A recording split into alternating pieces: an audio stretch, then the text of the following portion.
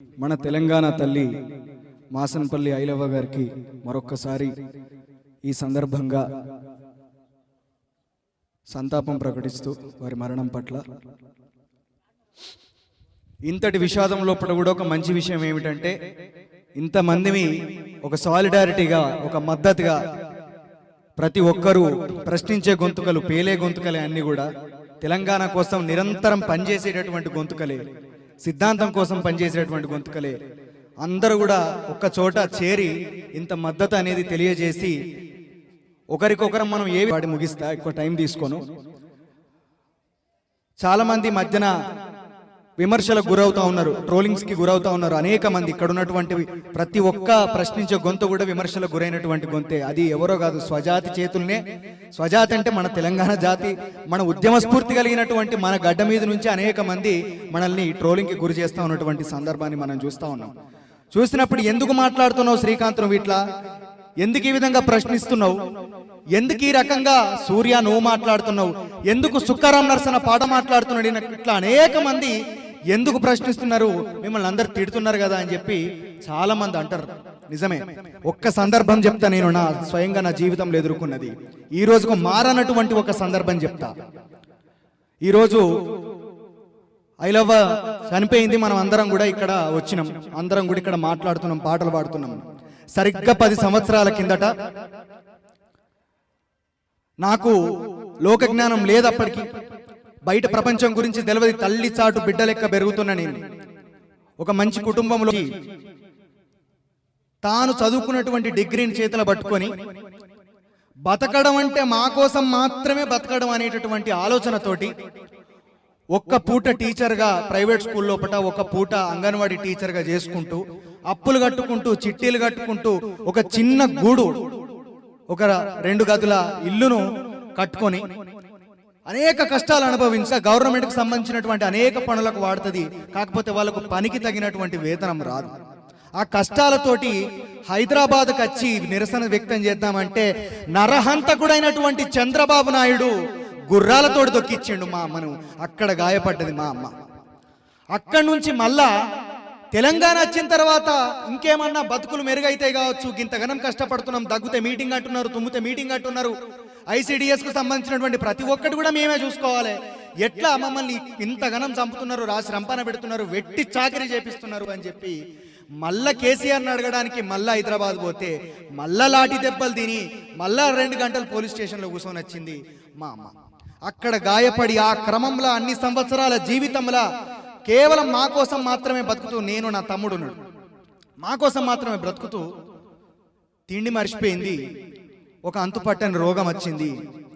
సరిగ్గా మార్చి 5వ తారీఖు 2026 వస్తే 10 సంవత్సరాలు. 2016 మార్చి 5వ తారీఖున 3 నెలలు సిక్ అయిపోయి మా అమ్మ చచ్చిపోయింది.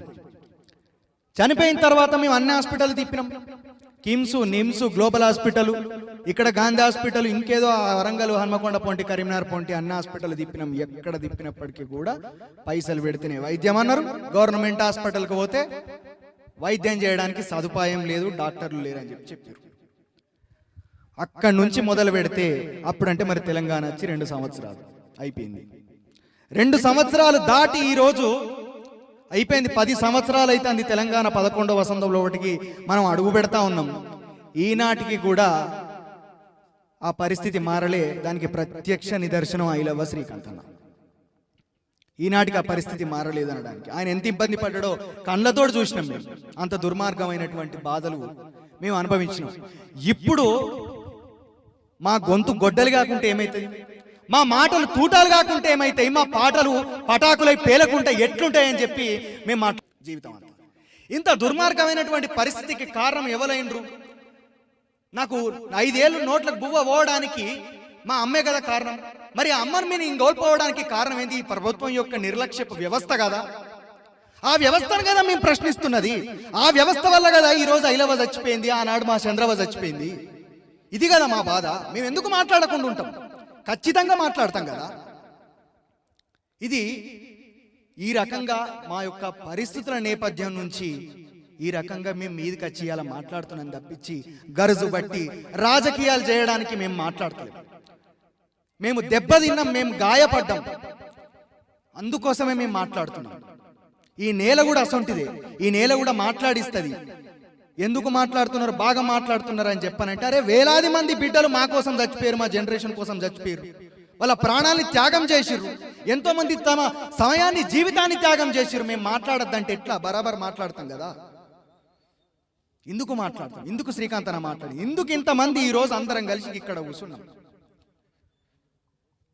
ఇంతకు ముందు రాజన్న అన్నట్టు, రాజేష్ అన్న అన్నట్టు, ఆ తల్లి ఆయన పెళ్లికి ఇంతగానం, శ్రీకాంత్ అన్న పెళ్లి జరిగితే ఇంతమంది ఇక్కడ కలిసి కూర్చుంటే బాగుంటుంది అని చెప్పి ఆమె కలర్ కన్నదేమో అని చెప్పానంటే, అట్లా ఎంతమంది కన్నతల్లులు కలగన్నారు, ఎంతమంది ఆ కలలు నెరవేరక ముందే ఈ నేల లోపట మన్నుల మన్నై కలిసిపోయినరో. మరి వాళ్ళ గురించి మనం మాట్లాడకపోతే, ఆ బాధ మనం అర్థం చేసుకోకపోతే ఎట్లా అని చెప్పి ఈరోజు అడుగుతా ఉన్నాం. ఇది మన బాధ. కాబట్టి ఈ ఒక్క విషయంతో నేను చెప్తూ, నేను కొన్ని రోజుల కిందట ఇడ్మా మరణించినప్పుడు ఆ తల్లి మీద ఒక పాట రాసి ఉంటుంది.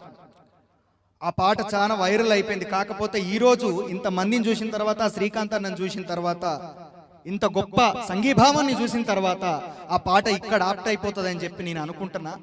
అందుకోసం అని చెప్పి అన్న, ప్రత్యేకమైనటువంటి పాట నేనేం తీసుకురాలే, కాబట్టి నేను ఆ పాట ఈ సందర్భానికి అన్వయమవుతుందని చెప్పి ఈరోజు నేను ఆ పాట పాడుతున్నా. చాలా మంది వినుంటారు, పర్వాలేదు. గాలికి గాయం కానే కాదు, నిప్పుకు చెదలే పట్టబోదు, నీటిని ఎవ్వడు కోయలేడు, భూమిని ఎవ్వడు దాచలేడు, వీరులు తారలై నింగినున్న పోరాటమన్నది ఆగబోదు, వీరయోధుని కన్నా అమ్మ పుంజి కంటి నీటి చుక్కల నుండి పుడతారులే మళ్ళీ వేల యోధులు, పుడతారులే మళ్ళీ వీరయోధులు. పాశమన్నము తిన్న కౌసల్యకు పుట్టినాడంట శ్రీరాముడు, పుట్టినాడంట శ్రీరాముడు. ఆకలి కసి మీద కన్నీళ్లతో మింగినావో చండ్ర నిప్పులను, మింగినావో చండ్ర నిప్పులను, నిప్పులే గర్భాన దాగినాయో అగ్గి పిడుగులా బయటికొచ్చినాడు, డొక్క నిండని బక్క పెయ్యి నుండి బొక్క బరిసే నంది పుట్టినాడు, దశకంఠుని వంటి దండకారణ్యము దగ్ధమైపోతుంటే చూడలేక, దశకంఠుని వంటి దండకారణ్యము దగ్ధమైపోతుంటే చూడలేక, ఎదిరించి ఒరిగిన వాసంత నీలి మేఘనాథుడే నీ కొడుకు, మేఘనాథుడే నీ కొడుకు. గాలికి గాయం కానే కాదు, నిప్పుకు చెదలే పట్టబోదు, నీటిని ఎవ్వడు కోయలేడు, భూమిని ఎవ్వడు దాచలేడు.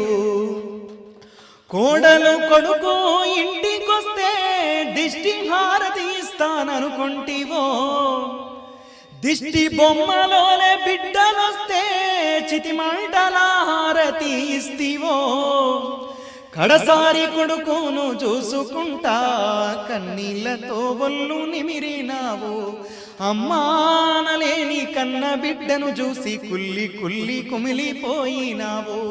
పేగు కోసిన నాడు కలగాని ఆ బాధ కాలిపోతుంటే కలుకు మందో, పేగు కోసిన నాడు కలగాని ఆ బాధ కాలిపోతుంటే కలుకు మందో.